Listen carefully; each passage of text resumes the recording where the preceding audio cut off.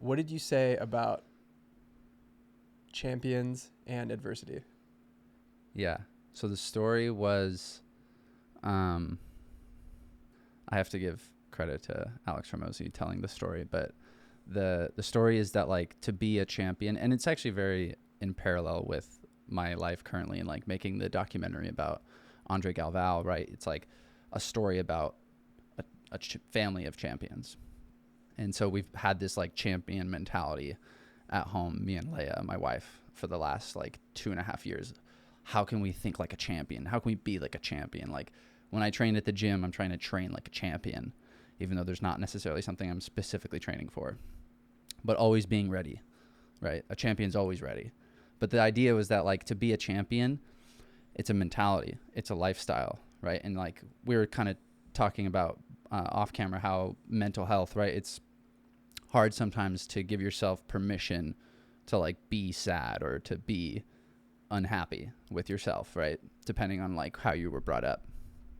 But the idea of being a champion, champions take control over how they react to things, right? You have to react like a champion.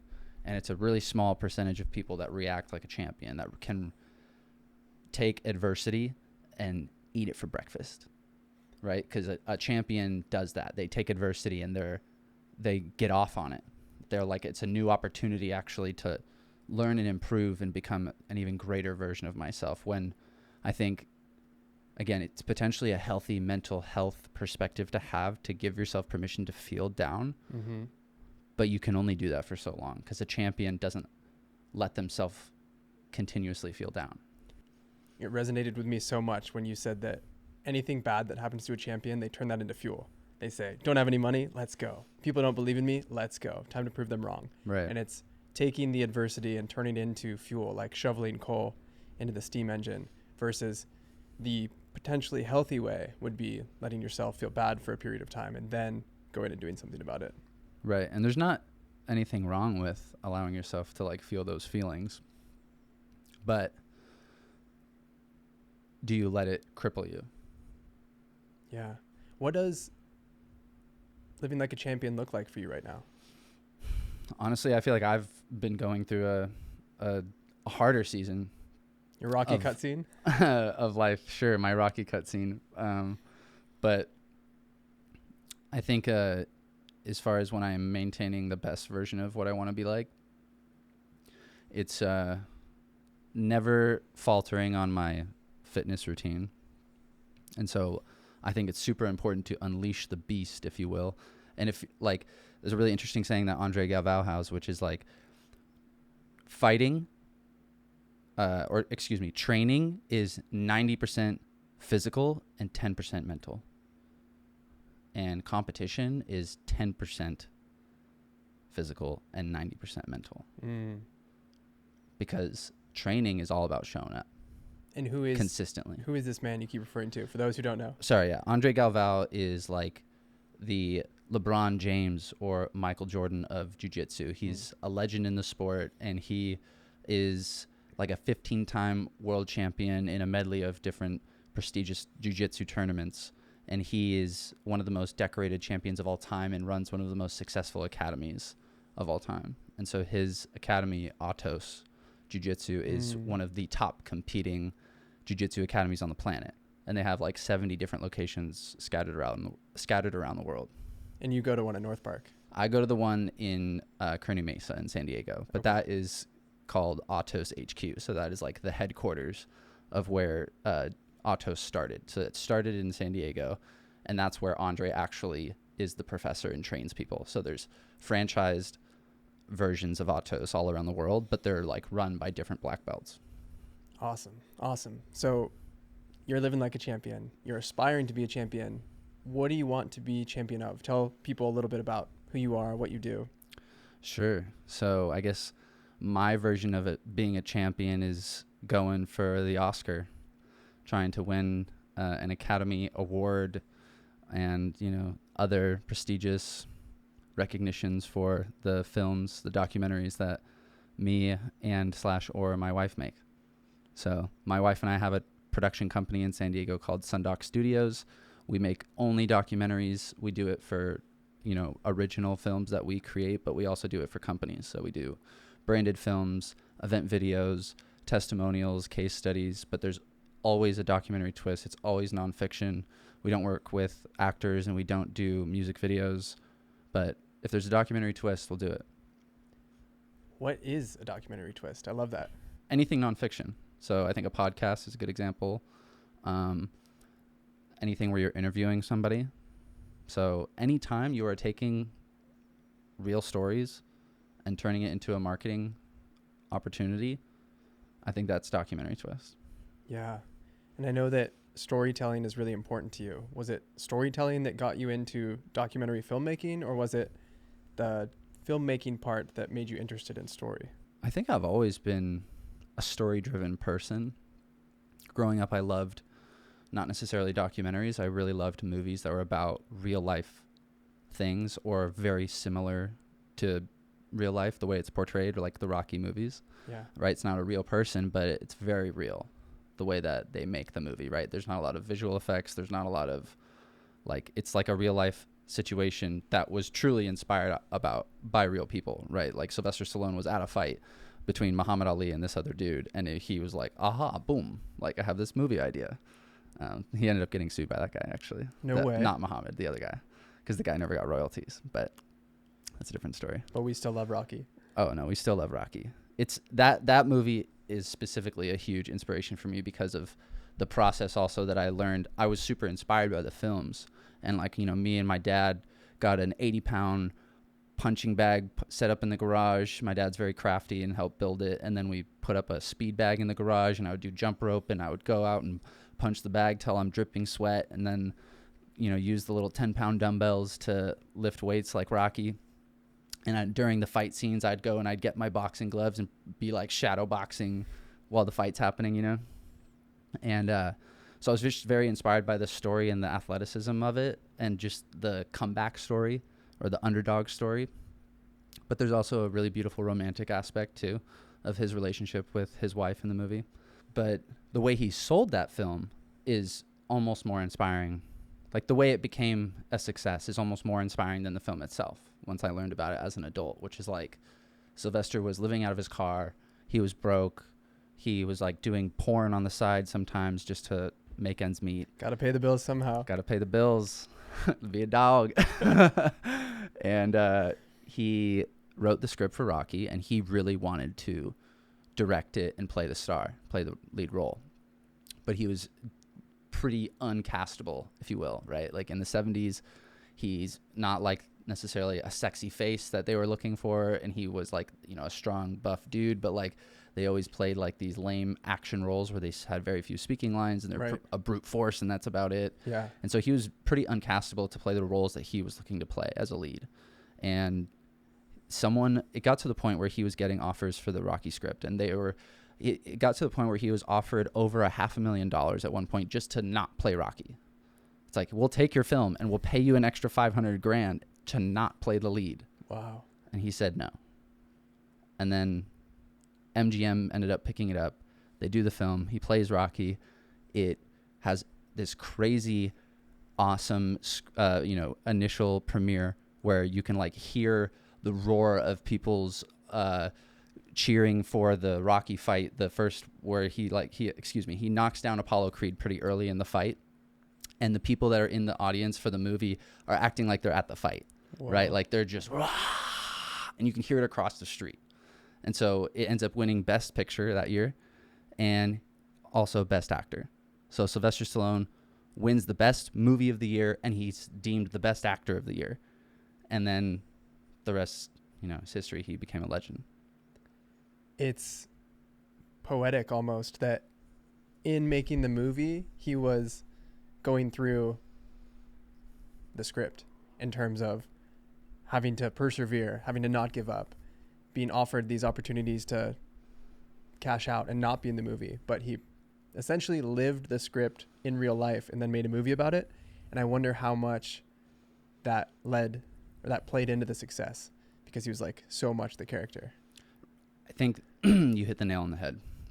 I watched a lot of behind the scenes because I had the full DVD set growing up. And then also he just released a documentary called Sly, where you get like, you know, the full 9 yards of behind the scenes from his perspective of what happened. And it's totally a parallel of his life. All of the movies. He does Rocky 1. It's a huge success, right? He's a 1 in a million underdog, like both as a filmmaker and the character. It makes a huge success. He tries some other stuff and it flops. And then he comes back and he's like, all right, I guess I'll do a second Rocky. And what do you know? It's another big explosion of his career. It's a huge success once again. And it's like his as he would try something else, it would kind of flop. And then he'd come back to the Rocky series, or, you know, he also started the Rambo series, which was also very successful. Unless he was doing those two series, essentially, like everything was flopping. And it was a huge parallel to his personal life, for sure. Yeah, it's so interesting. I feel like that probably rings true across a lot of films, where two things: they're known for something, and if they try and do something else, it flops. So you get typecast. I mean, that's a term for a reason, but also that the movies that connect the most with the audience is when the person playing the main character is actually that character in real life. Right. I think there's something to be said about the best actors in the world. Some of them are true thespians, right? There's Heath Ledger and like Christian Bale. Like those dudes are crazy method, and like they play a medley of types of people. But you look at like Denzel Washington, right? That dude's playing himself in every single movie that you see that you love. Yeah. From him. He's playing himself 100%. You watch his keynote speech, you watch him in The Equalizer, you're like, I'm not sure which one's fake. That's so good. And so there's a lot of truth to that, I think, with Sylvester Stallone too. Like when he plays Rocky, like he feels like a loser, right? Like in real life, he felt like he had nothing, right? And he totally was a nobody, right? By all, you know, all things considered, in a sense. And so it just comes, it's so easy for him to play that character because, right, it definitely is stemming from his real life. Like even when he did Rocky 5, the kid who plays his son is his actual kid. So his actual son is playing his son. And then some of the scenes that they did together where there was, you know, there's a problem in the movie, and it's like stemming from real father-son relationship issues they have. Whoa. And so it's like he wrote it into the movie because it was real, and then they're talking about it in the movie as actors, and it's like real. Damn. So it like, there's something to be said about that. That's why I think it's always like a fun. I think maybe that's why I love documentaries so much now, is that like I was always inspired by movies that were from something that was real. And so to me, it's so cool to see like real life unfold because it feels attainable. Yes, I love this so much. This is why I love this podcast and getting to talk to people who are doing what they love, because there's so many different levels. But I'll out myself real quickly. I have not seen all of the Rockies. That's fine. I actually don't know if I've seen the first one all the way through, and I know I need to. I know it'd be a character building experience, especially I've heard Hormozi talk about the Rocky cutscene so many times, and I've seen that. But I love getting to talk to you about film because you're so passionate about it. And talking to anyone about anything that they're passionate about is so fun for me. Mm-hmm. There's this electricity. I mean, we could talk about movies for the rest of today, but I want to ask, okay, so we got some of the background on you watching Rocky growing up with your dad. You had the speed bag in the garage. Mm-hmm. I'm sure there was the full dead frozen cow that you were punching to. Of course. Tell me about how you first got into operating a camera or a video camera, because I know post-college, this is what I remember. You, in college, started making videos, and then after college, you leaned into it. Tell us a little bit about the journey of what brought you to where you are today. So the first time I actually ever was started to get interested in like video camera stuff was actually when I was in middle school, and I think I was in 8th grade or 7th grade, and I found like my dad's old camera that like recorded 2 little tapes. So they had some old crappy camera, Panasonic thing that I think had some old tapes from when we were babies or something. They didn't really preserve it very much. We didn't like watch home videos, but I was like, oh, this video camera's just like cool. I just thought it was so cool. And so I asked my dad if we could get another little camera. So we got this little camcorder thing that like recorded directly onto mini DVDs. And that's how I first started making videos. So I was recording videos just directly onto these little DVDs, no editing or anything. Because it's just on the disc. You can't Just do anything right. about it. And I'm sure I could have figured something out, but I was 13 and, you know, I've copied everything my brother did. It's probably one of the first deviations from maybe something he was interested in that I genuinely was curious about. But I didn't have his assistance, so I was not reading much about it. Right? I was just going. And so I recorded like my dad's 50th birthday where like me and my brother played guitar growing up, and we would play with my dad's company band sometimes. And so for my dad's 50th, the company band put on a little party and played music. And so it was the first time I ever played with the band. And I set the camera up on like a tripod in the back, and I was just like filming stuff. But like I ended up playing. So like this other guy actually that was I think his name is Scott. I could be jacking that up, but his dad, his name is Pat, and then this guy is actually now like a full-time stuntman that was like also into video stuff. He was a little older than me, so he was like taking the camera around and filming more. But like I remember having that camera and filming little tiny stuff, and that was the most memorable thing. But then there was a hiatus. I wasn't really interested in it in high school and stuff, and then got to college. And that's really where it got started. It was kind of a double whammy where like I was working at a deli shop called Gus's Grocery. Thought that the social media they were doing was trash. Was like, hey, you're paying someone to do this? They're posting like once every 3 months and you're paying them a monthly fee? I was like, I'll take that money and I'll actually do it. And then I showed like a Google spreadsheet that I made about my plan, and then the owner, Ellen, was like, sure. So I stopped making sandwiches and I started taking photos, and I borrowed a camera from a guy that was Greg and I met each other in our fraternity, Lambda Chi Alpha, and there's a guy named Brian Donnie that we call him Donnie, and I borrowed his like 5D Mark II or something, and I took some photos at Gus's, and I was like, oh, this is cool. Like, he's got a camera, it's got like lenses, like snap. I'm like a photographer now, you know, like not a phone, baby. And this is before phones were like wicked with their photos, right? So it just felt like really high quality.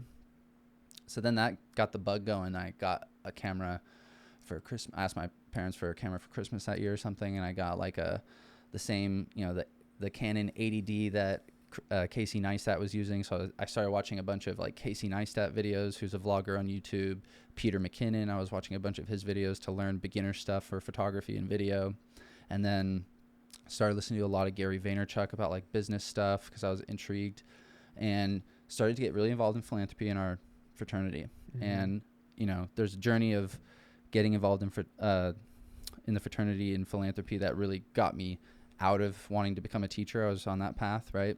And through that, I become the external vice president, and now I'm running the philanthropy, and I'm learning about how shitty my budget is. And I'm like, okay, I need to cut something to make the budget more feasible. And so there's actually a really cool video guy that I think his name is Brandon. BK Films was his thing. Yeah, I remember that guy? He had like long hair. Yeah. I thought he was so sick. But he was actually a pretty talented videographer for like being a casual hobbyist with it kind of. And I was like, okay, I cut him, which I was sad about actually because I liked him. I was like, I'll make the video. So me and Tully Burgoon, that was also in our fraternity, edited it together, and he helped me film with some GoPros, and we had a couple other like AMs, I think, also that were interested in helping like film a little bit. And so we filmed, and I remember when we were editing the video for this philanthropy event, which was Watermelon Bust, right? So there's like really interesting visual things of like exploding watermelons and, you know, flying through the air type stuff. And of course everyone's very rowdy, so that's entertaining. And I just had a lot of fun with the music and like playing with the music to create a different energy. And then I went from black and white to color because, right, like who wouldn't experiment with a little bit of that when you first start? And then I remember though just being on cloud nine, editing it, being like, this is sick. Like this feels so gratifying to see this vision I have and then to execute it and have it hit with the music. And I'm just like serotonin going, right? And so I knew that like that was definitely, I was really interested in that, and I kept doing videos. And then I like made this little documentary-esque thing about my friend Jordan Rabe called Jiu-Jitsu Jordan.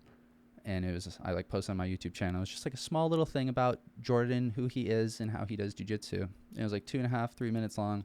Showed it to my wife, and she was in the documentary program at Chapman University. And she's like, this is way better than the stuff my classmates are making.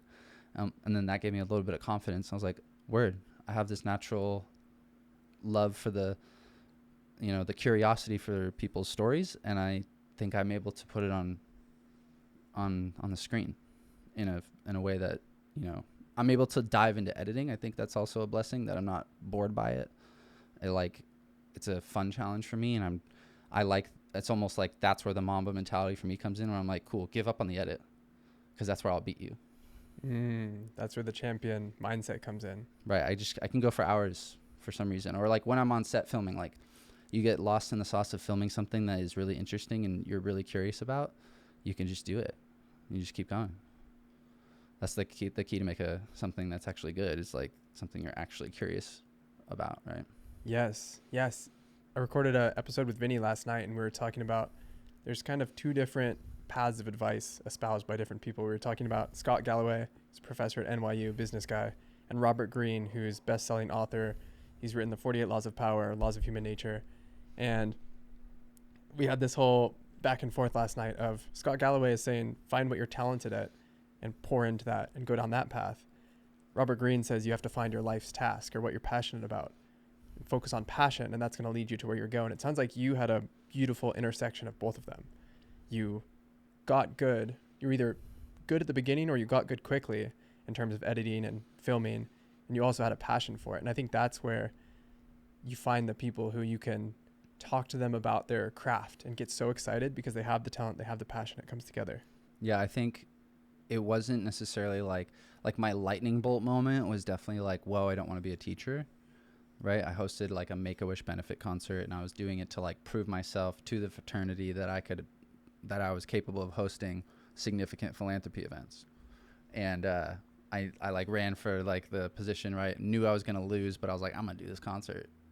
And then that was the moment. Right after that, the next day, I poured my soul into it. I did sales on campus. A guy got people to stop in their tracks and take $20 out of the ATM and buy a ticket. And I'm like, that feels good. And then I always played guitar growing up. So I played a song at the Make-A-Wish benefit concert that I knocked off the guitar, but I wrote the lyrics, and then performed with my buddy Jordan. I forgot about that even. And then I was the promoter for the event. Like, I just did everything for it. And I thought that was like really fun to, not focus so much on school and focus on this like thing I care about. And then the next day I felt like I had like sent a kid off to college, right? I was like, whoa, I feel like kind of empty that I'm not working on this thing. And I was like, I just need more of that. So it wasn't like, oh, video's the answer at first. It was like, did a lot of social media marketing, if you will, and experimenting with different sales jobs. I thought like I wanted to be an event planner for a minute, which I still think I'm good at doing that, and I find, like fulfillment in it. But even just this past week, I was working actually lighting a bunch of scenes for my friend was making a video for a private school. So we filmed with kindergartners and we filmed with high schoolers, and I found that like I'm still so natural with kids, and it's definitely a path that if I stuck with it, I think I would have been really happy if I was a teacher. Well, I imagine you plan on having kids at some point, so you'll get a little bit of that in your own life. Funny enough, everyone around me seems to be having kids right now. So even one of my good friends, I was like with him the other day, he's like, yo, by the way, he looks at me, I was like, pregnant. Yes. Exactly. Yeah. I want to talk about sales. You mentioned sales and how your first experience, or one of your first experiences with it, was promoting this philanthropy. We were at lunch before this, and you were talking about sales and where you're at currently, and I want to hear about that, and then feel free to weave in Hormoziisms, because we're both really into this guy, Alex Hormozi, who's ultra successful entrepreneur, businessman. Now he's an author, podcaster, social media figure, celebrity. Yeah, he's definitely an interesting guy. I think I hesitate to say I'm like super into him. If you will. I actually will too, because I'm sorry to interrupt you, but because there's some things that I really like about him and other things that I couldn't be further away from him on. So I like the correction. Right. And I just say that because I think I would call it, a disciple of Gary Vaynerchuk. And I still have this crazy memory for a lot of the things that he teaches. And I think that was like a huge base from like the start of my entrepreneurial career, was like thinking like Gary. Can you give us, myself and the audience, like a couple minute explanation of Gary Vaynerchuk? Because I he's one of the people who is a big name in that industry who I know nothing about. Mm-hmm. Like, I know a tiny bit about his backstory, but I never got into him. And I would love to hear from you what you took away and like what he stands for. Yeah, I'll try to give it as concise as possible. People listen to Gary Vaynerchuk because he's waking them up. People that are asleep, if you will, or they're, as I would say, there's like wolves and sheep in life. And there's like wolves who are people who are getting after it, and they're trying to take life by the balls, and they're trying to do something. And there's people that are sheeping it up, they're just going through life, they're going through the systems, they're allowing themselves to be pulled in directions that the government or politics or people around them want to take them in, and they're cool with that. Nothing wrong with that per se, but like, I'm not interested in living the sheep life. But I think Gary is trying to convert people from sheep to wolves, right? Yeah. That's like a simple way to put it. And he's really for the beginner entrepreneur and like the beginner person that needs to start making content and get out of their own way. He's trying to get people out of their own way and just start making content, right? He'll be like, you got to post every day, 3 times a day on every platform. And even if that's just a story, just do it.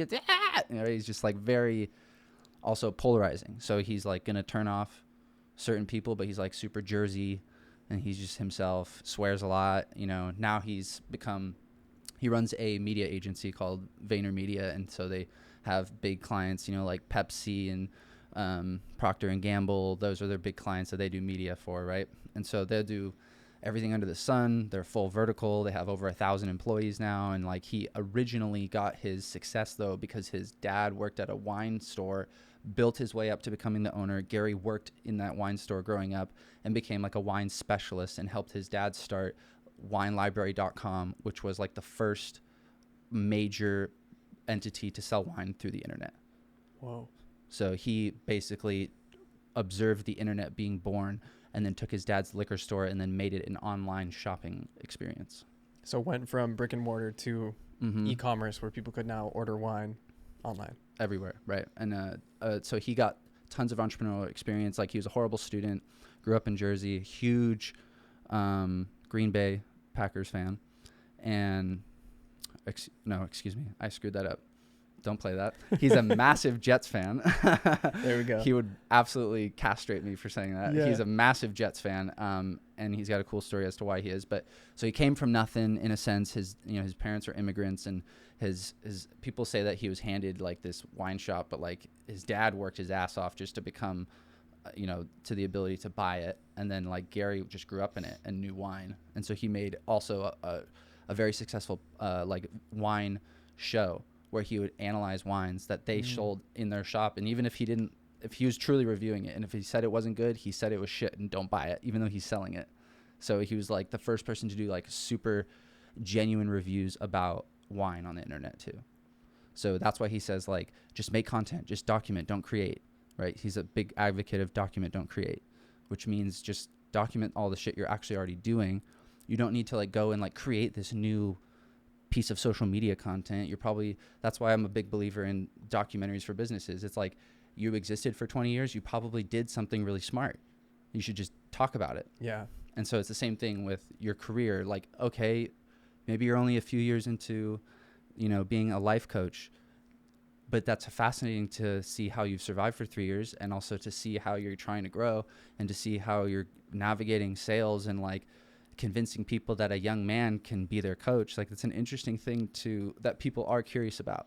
It ain't easy. So you tell those stories though, and that's documenting, not creating it, right? Perfect. You're hired. We'll start filming next week. I love that about Gary Vaynerchuk. And it reminds me of, I'm looking over at the bookshelf. Where'd it go? Oh, it's hiding over there. There's a book called Show Your Work by Austin Kleon. He's written a couple bestsellers, and it's a similar concept of, you're already doing interesting things. You've already done the work. Document it. Share it. You don't have to go set up a whole new thing to... Sounds like a math thing. Share. Show your work. Yeah, seriously. And one of the only experiences I had with Gary was some video that it's kind of a thing he's known for, of helping people feel like, and really helping wake them up to the fact that they're not too old. Like, he talked about, he got started when he was whatever age. And he's like, if you're in your late 30s, if you're in your late 40s, like, you're not too old, get started. Yeah. Like, stop sleeping. I Wake up. I have good context on that. He basically was like 33 years old when he left his dad's wine company, but he built it from like I forget, it's like a $3 million a year to like $30 million a year company, right? And we talked about it. It's like only 10% of companies will ever make $1 million a year, period. What the second statistic that I didn't share with you was like only less than 1% of that will make 10 million plus a year. So it's like 0.4% of all businesses will ever even make 10 million plus a year. So before he was like truly a young man, if you will, he got a business to a point that most people will never even imagine. And so he started off, though, he just gave all the equity to his family. He didn't take anything. Yeah. He didn't become a part owner. He doesn't take royalties. He just gave his parents a better business, right? So he just did a really big favor for them and then started from zero right there. But what you have to consider is like Gary took advantage of what he had. He didn't go out on the weekends when he was in high school. He didn't go out and party. He went to the liquor store and he learned about wine, and he failed classes because he was reading his wine booklets in class, and he obsessed over his craft. And he went super deep expert on wine. And then he was like, well, I achieved great marketing and PR for my own wine stuff. Why don't I just do that for businesses, for PR? And then, you know, Gary says something too that's like, you're not a life coaching company. You're not a documentary production company. You're a media company that just so happens to deliver that service. Yeah. And so that's like the way he tries to coach people, entrepreneurs, to think about their content. So he's just waking people up. Alex Hormozi is like taking people that are serious business people that have already learned everything they need to learn from Gary, and they're ready to like get tangible advice of how to grow a business. Because that's also like Gary gets value off of people like being inspired and like, you know, watching his content because they're new. But like Alex has like this long big plan where he's creating leads because he's giving really good advice. Like Gary is a big believer, give away your best advice for free. And I think that is so true. And Alex is doing that, but he's doing it with like mad intentionality that like, if you're going to listen to my good advice and you're going to get to $10 million a year, I want your money.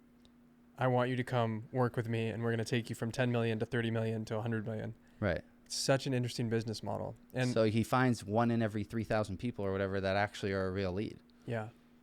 I love the thing I respect most about Hormozi is he's unapologetic about how much he loves business and how he's obsessed with that. And also that he's so intentional and transparent about his incentives.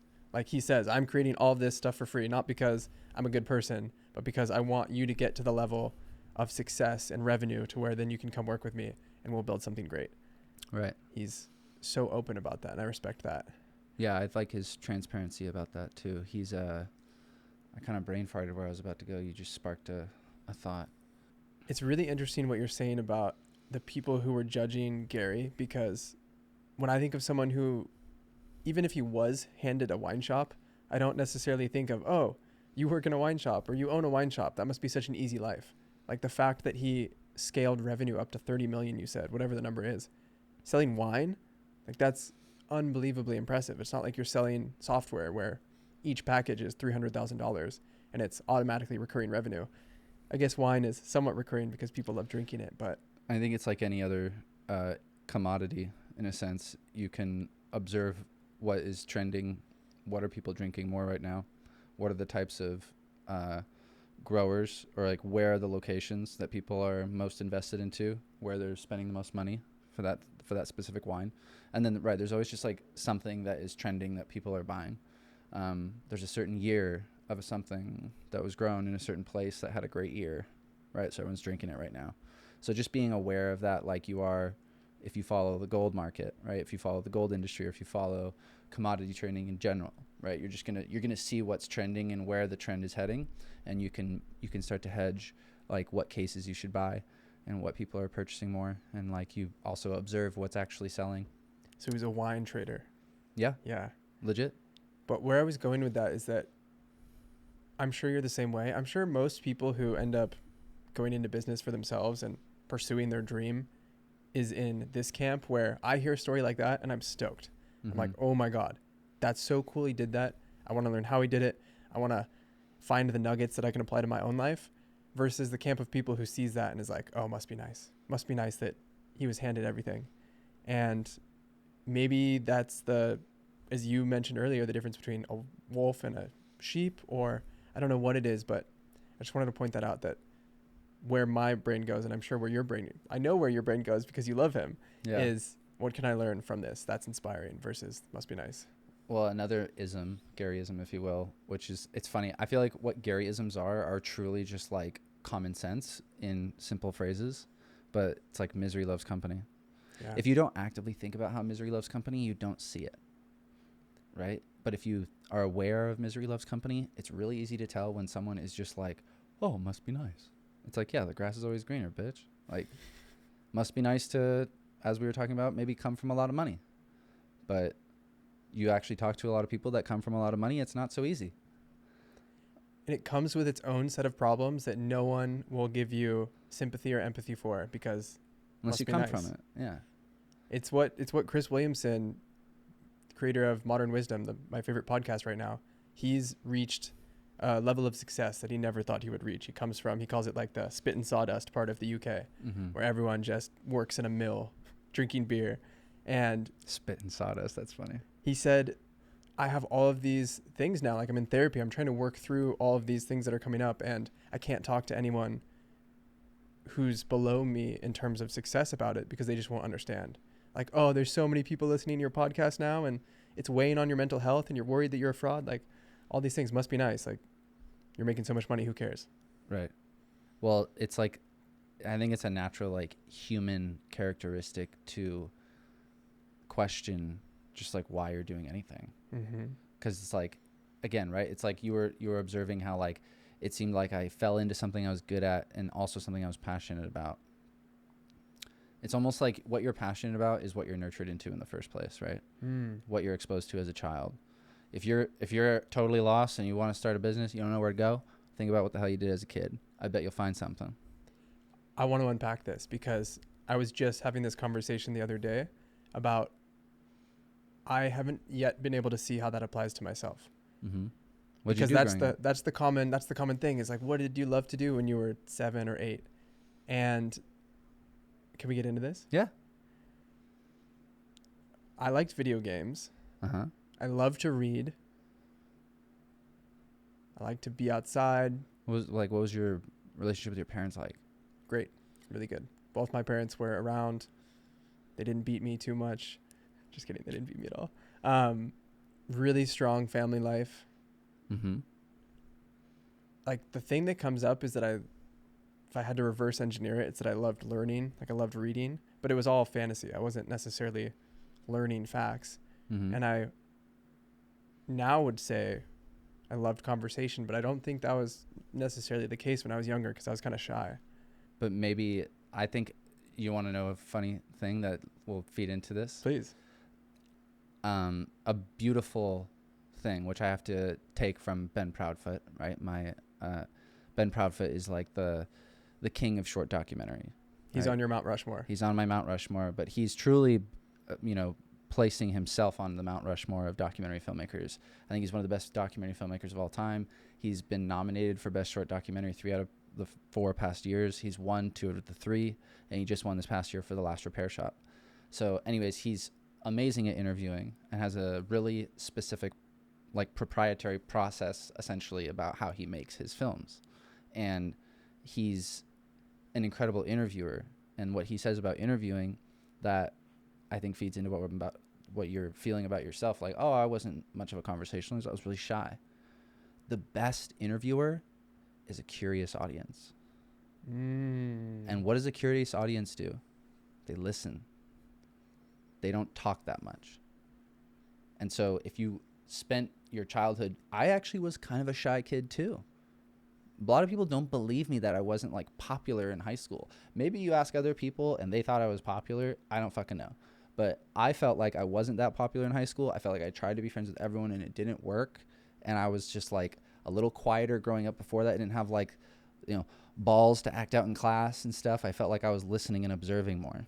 But now you look at who I am today, I'm like super outgoing, and I've like, I love interviewing people, but I think I've You know, my dad also used to say growing up, like, you got 2 of these and 1 of these, right? You got 2 ears and 1 mouth for a reason, because you should be listening twice as much as you speak.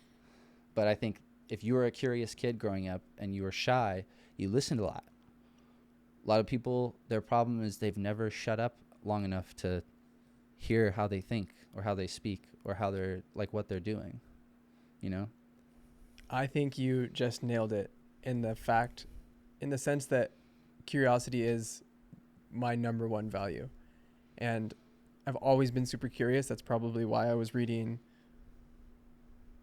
And it shows up so much now. It's obvious to me why I became a coach, because I get paid to ask people questions for a living. I love asking questions. I ask other people questions, but I always ask myself questions. I question everything. Mm-hmm. And I'm so glad we had this conversation. I brought this up because I've never been able to put the pieces together, and you just did perfectly. It was a combination of loving to listen and learn, but also being deeply curious. And your parents set you up in a way that you had a lot of freedom, right? Like, you weren't worried about getting in trouble physically. Mm-hmm. You weren't worried about, like, the way your parents parented, which is like the same thing with a great editor of a movie. You don't notice that there's editing happening. You're just totally engulfed in the story. And you were totally engulfed in childhood, the same way I think I was. And it gives you the freedom actually to truly explore your humanity, you know? And I think it's like the combination of that, having a great childhood where you were able to just, like, stare at the dirt for 3 hours and no one said anything. Like, not a lot of kids get that freedom, right? So that, think about what you're doing today now. You literally have signed up to try to ask people a lot of questions, observe them, and try to help them be more successful. And, like, it's like a complete parallel to how you were parented.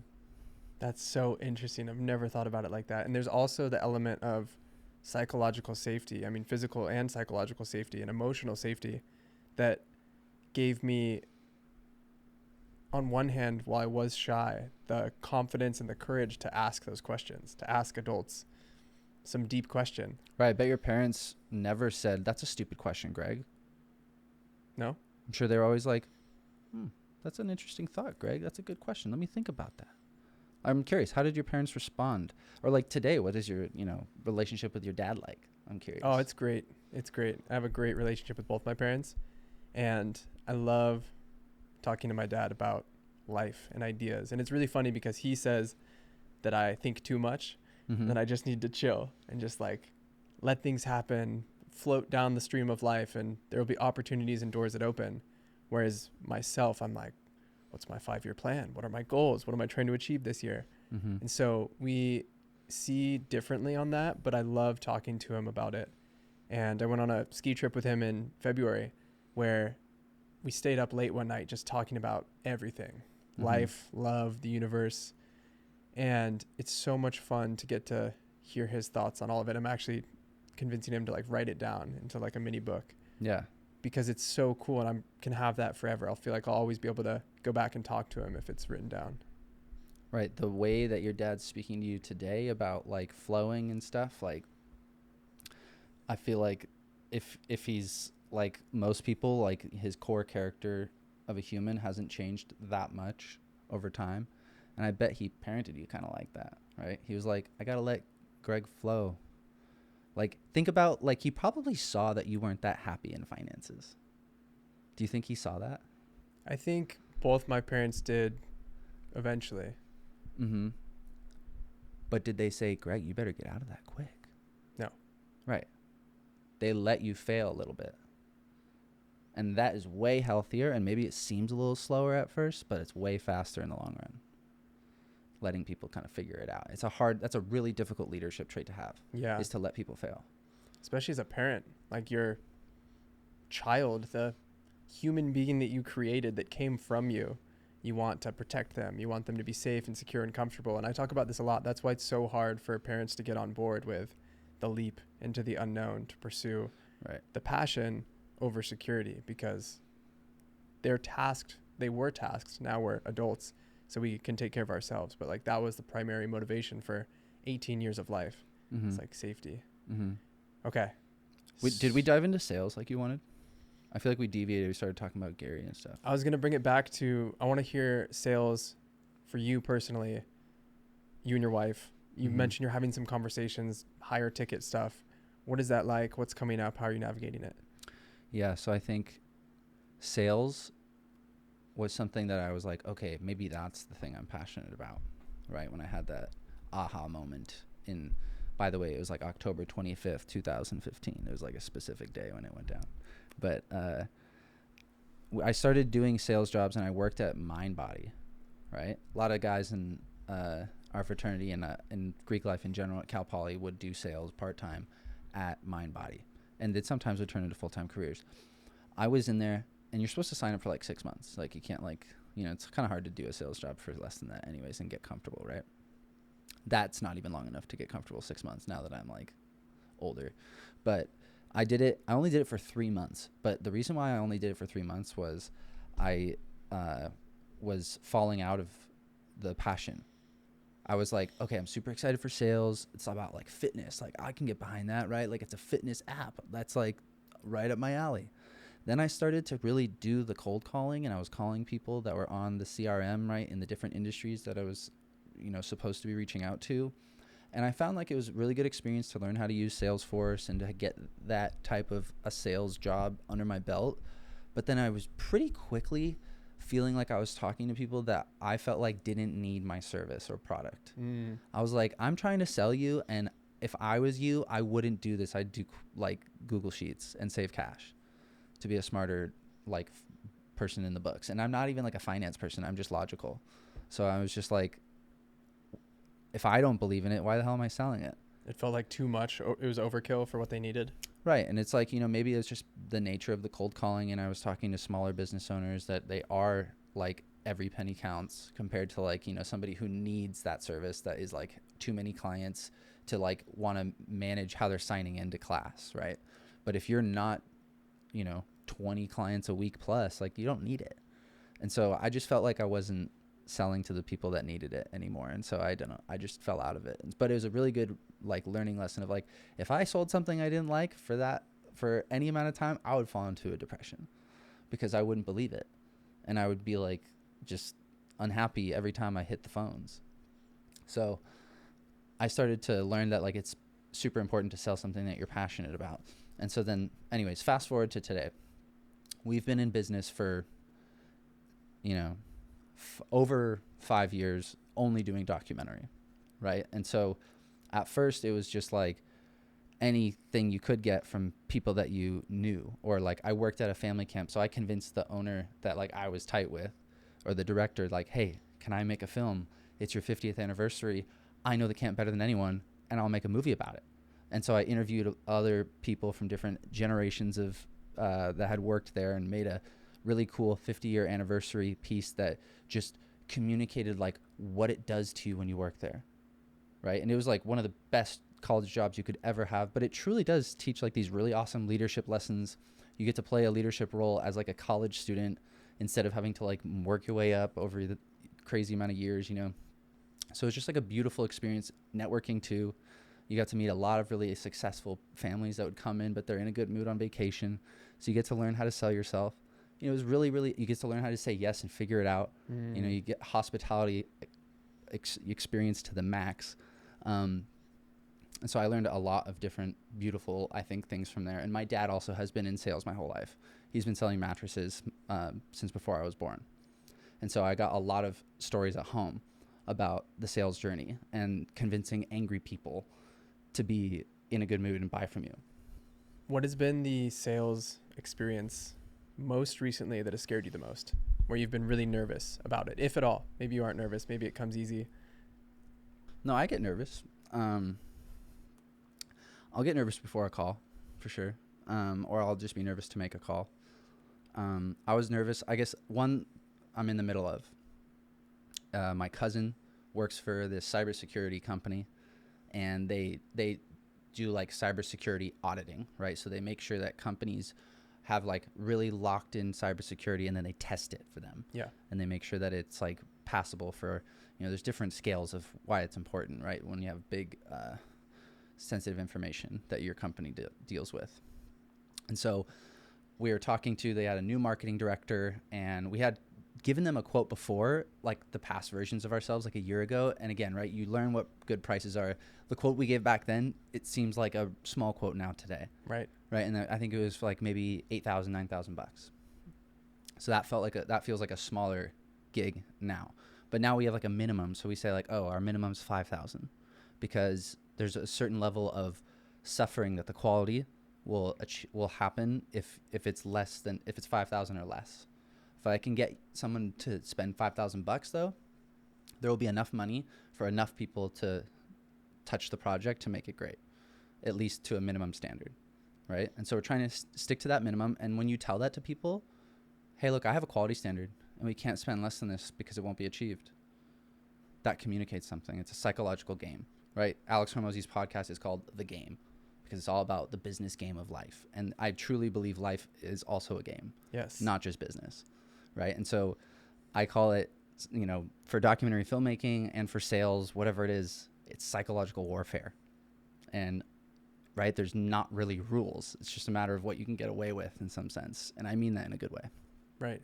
But so this guy, I get him on a call because I'm like, okay, he's ready to talk, and he's emailing, and I was having like a weird scheduling where he was like available on the calendar, but he said he was unavailable, but then I scheduled it anyways, and then I had to wait a week, and he's like, why are you schedule this? And I'm like, sorry, it said it was available. So I'm already a little bit in my head about scheduling with him. Then I get him on the phone, and he's kind of like a little bit curt, and he's like, he's a no bullshit guy. He knows his marketing stuff. He's worked at big companies doing marketing before. So he had experience. So it was like important that I was able to kind of talk shop with him about marketing. Yeah. Because we were talking about a case study. Or I also like, he just started off like, okay, what do you got for me? One of those guys. And you're just like, okay, I better be ready. You can't like just be like, you tell me. Mm-hmm. You have to. So I had like a little deck prepared. And I think something that is good to always just have if someone does this to you is like a little pitch deck that explains what your company does, right? And that can be an instant like, hey, these are the services we offer, right? And I forget, there's a specific name that you can have for it, but like anything that a one-pager or a short 3-page presentation that just says like, this is who we are, this is what we do, and this is how we do it. And this is potentially how you can play into it. So then I had like initial ideas too. It's like something that doesn't take that long, maybe 30 minutes of like intellectual thought to be like, well, I looked at the website and it looks like you guys are doing these kind of videos. That's awesome. Have you guys considered like upping the ante, doing more of those? Or, hey, that's smart that you invest into video. I can make better quality of this thing you're doing. Or, hey, looks like you've been in business for 30 years. Like, seems like a great time to tell the story of your company. I see that you have this cool about section, but no video, so doing the tiny bit of homework always. And even when I network with people, actually, I find it like you make a 10 times better email. If you meet somebody at this networking event and you're like, oh, they seem like a great lead for me, and you get their business card, you had a good connection in person. If you follow up within 24 hours early in the day, right, so that they have time to respond that day, and you say, like, you look at their website though, and you actually do like an hour of like looking at them, man, you'll make the best email, right? Because you'll speak to, like, I found this guy's quote of his goal, and I was quoting him in his own email, in the email to him, right? Of like, hey, I saw your goal is to like reach as many possible people in San Diego about educating them about this. Like, I can make videos to help you do that. And then I scored an in-person meeting from that, whatever. Like, that one maybe didn't turn into a gig right then, but it opened up a real lead, right? And making real connections or real leads, right, is about making real connections. So it's about selling to people that you genuinely also believe need it. And if somebody, you see they don't need it and you tell them that, you don't need my service right now, you should just do this. They'll respect the hell out of that, and they'll come buy from you 2 years later. Huge deposit of goodwill when you do that. Well said. For sure. Yeah. So I love it. Do your homework, sell something that they actually need. And then that phone call actually ended up going really well, right? I felt like I killed it. He was happy. He's like, cool, make me a proposal. So I made a proposal package where I made a specific budget and then made a specific little outline of what that video would look like and a timeline. And it's been like 3 weeks and no response. Perfect. You got him right where you want him. But that's where it's interesting, right? Because like I quoted for this one $24,000 for one like video package, if you will, for a case study. And then it was like, okay, if you sign up for 4 for the year, because he talked about doing multiple, I was like, then I'll do it for a 15% discount for the whole thing. Yeah. Right. So it'd be 74,000 for 4 instead of 24 times 4. Right. So you're almost at 100K versus it's now like a 74K budget. So I ended up calling my cousin and trying to get some insight, like, hey, like, do you get some insight? Maybe what's going on? Like, why isn't he responding? And so I did get some good insight. But that's a good advice too, right? It's like, have patience. When someone's not responding, it's communication still. It's communicating that maybe it's not the right time. Maybe it's too expensive for what they were thinking. Or it's possible a random life thing happened and they're just not responding yet. Or maybe they're in the process of gathering the information they need to respond with an answer. That just happened to one of my friends the other day, freaking out about a text he sent for a potential business opportunity. And he had to be realistic and be like, how much is it going to pay me? Are you going to pay for my flight? And then he was all in his own head. He's like, like I should have acted like I could pay for the flight on my own, all this stuff. And was freaking out. And then the person gets back and is like, of course we're going to pay you. Of course we're going to pay you for your flight. I just had to go ask. Like, I just got to ask what the budget is. So super interesting. And okay, so this is what came up for me. And then we'll start to land the plane. So, okay, cool. Sorry, I've been all over the place. No. We'll start to land the plane after this. But I'm curious if you experience this. Obviously, there's a little more structure. Not obviously, I'm making assumptions that there's more structure in what's expected in the documentary filmmaking world. But one of the coolest things for me in my business has been when I go to make a proposal, I get to make the entire thing up. Like, I can put anything in there that I want. I can be like, this is how much it costs if we do 12 sessions. This is how much it costs if we do 12 sessions and I move into your house for a month. This is how much it costs if we skydive together and then have coaching in the air. Like, there's no rules to it. And I'm assuming it's a little more structured in your industry, but walk me through what it's like to make the proposal and if that's a fun process for you, if it's challenging. Super good question. Yeah, no, because now you're diving into like, what is my real role? And I think this is what can be tough. I think it takes time to do and then like reflect and observe yourself and like, what do I actually enjoy doing out of that stuff? And like, what's the stuff that's actually allowing me to procrastinate? Like what is the stuff that I'm genuinely unattracted to, but it's hard when you're like super juiced up from listening to Gary or Alex and like, well, it's about just knuckling down, man, and making a budget or whatever the hell they're saying this time, right? So you have to kind of learn by doing, right? And you're really going to start to discover like where you're liking or disliking and what your real role should be. But so it took a bit of time, but I'm really discovering I'm a big idea guy. I think the stereotypical type of like CEO, if you will, where I don't like necessarily like the whole true organization game. I'm not attracted to that. I'm not necessarily attracted to building a system of operations. I recognize how important organization and how important those things are. And I think I'm really detail oriented, but I'm just not attracted to organization. So I'm good at like, I think assisting the system and coming up with good ideas for the system, but it's not where I'm attracted to. So like creating the actual proposal, I think I'm good at like whiteboarding of like what should be in it, but then like I need somebody else to make a pretty proposal. That's what I believe. So cool. All right, last question. What is it like going into business with your significant other? It's super difficult. And I know there's lots of people that are like, I could never work with my spouse. And I'm like, yeah, you probably shouldn't. Because I think it's not practiced in society. It's not taught of how to work with your spouse, right? It's not like, hey, if you end up working full time with your spouse, don't forget that you're going to live in the same home and go to the same office or be in the same room all day and like get lost in the sauce in almost every conversation about business, right? Because it's like those are the two halves of your lives. You have your personal life and you have your work life. That's the way it's become. You got to make money and survive, and you got to be a human.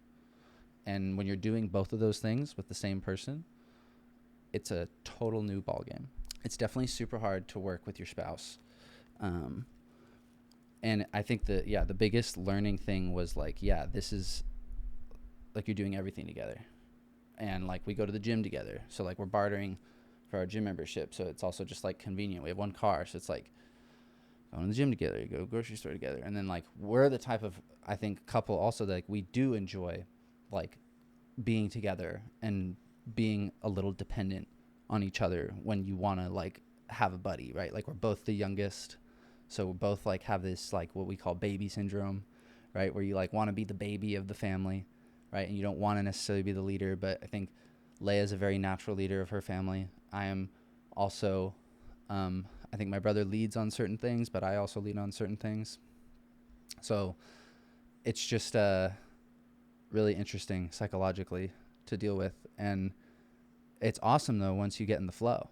Like when you're hitting it and you just like locked in a big sale and now you both know what that means for the bank for you, right? And like you just closed a big deal or you just finished a long set week and now you get to relax with each other and like I don't need to like bring her up to speed of what happened in my day. We get to be like, dude, remember when so-and-so did this? Like it's like when you have that bond, right, with coworkers, it's like intoxicating, right? Yeah. And sometimes it's annoying when you're like that friend or that spouse that's like not working with them and they're talking about it so much.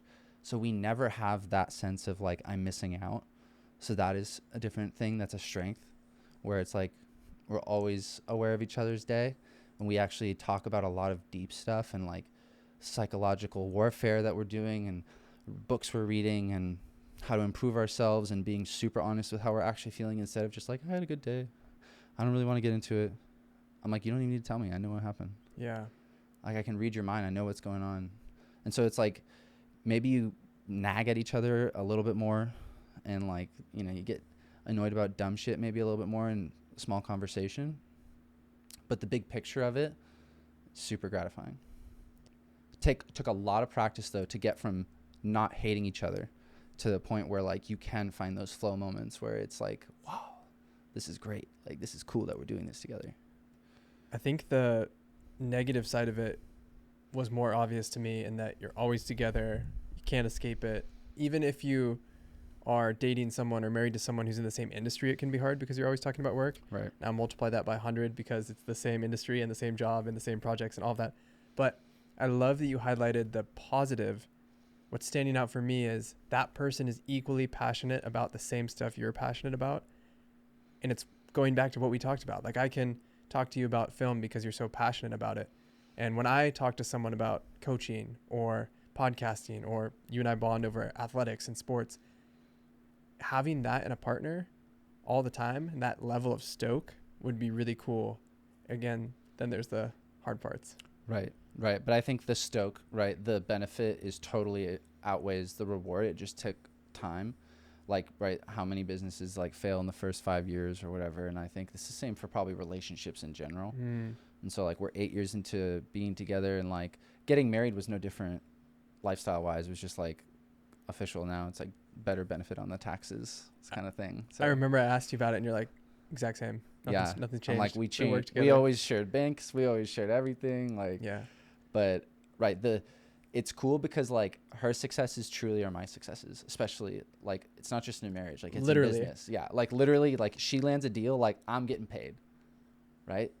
So that's so interesting because you want to be with someone who, there's this German term for it. It's the opposite of feeling bad when your friends succeed. There's a German term for that. It's like envy around their success. The opposite of that is when someone in your life is successful, you feel it as if it's your own.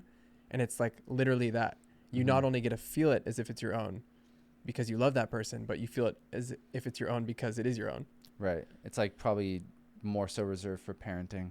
Yeah. That feeling, but so cool. Yeah. Cool. Well, Matt, thanks so much for coming on the show, man. I appreciate you so much. Thank you for setting up all of this. This is the first episode ever recorded in this office. First episode of the Dare to Dream podcast recorded with nice ass cameras. Let's go.